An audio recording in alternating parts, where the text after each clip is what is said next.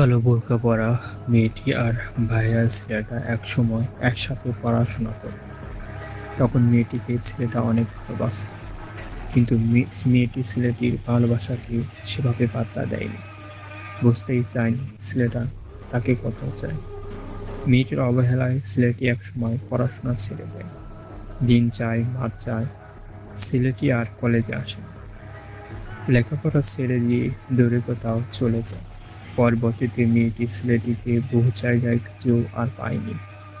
অনেক বছর পর মেয়েটি বান্ধবীদের সাথে ঘুরতে বেরিয়ে দেখে সেই ছেলেটি বিদ্যালয়ের কম্বাইন্ড একটি অনুষ্ঠানে হাজির হয়েছে।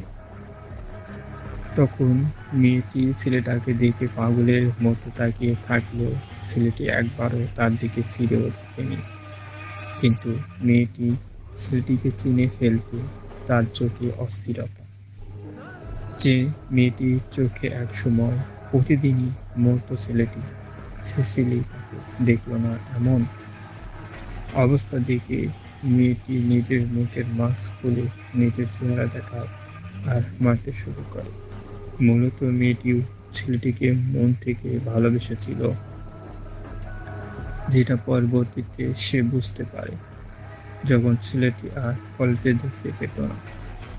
ছেলেটিকে কত করেছে, তাকে এত বছর কত মিস করেছে, এই ঘটনায় কত যন্ত্রণার মধ্যে গেছে এতটা বছর। কতবার মেয়েটি বলতে চেয়েও সেও ছেলেটিকে ভালোবাসে, কিন্তু পায়নি। আজ এত বছর পর সেই ছেলের দেখা পেয়ে নিজেকে সামলে রাখতে পারেনি। মুখের মাস্ক খুলে নিজেই দেখিয়ে দেন সে মেয়েটি যাকে ছেলেটি ভালোবাসত, আর আবেগে ছেলেটিকে মারতে শুরু করে, যেন তাকে এত বছর পর এত কষ্ট দিয়েছে।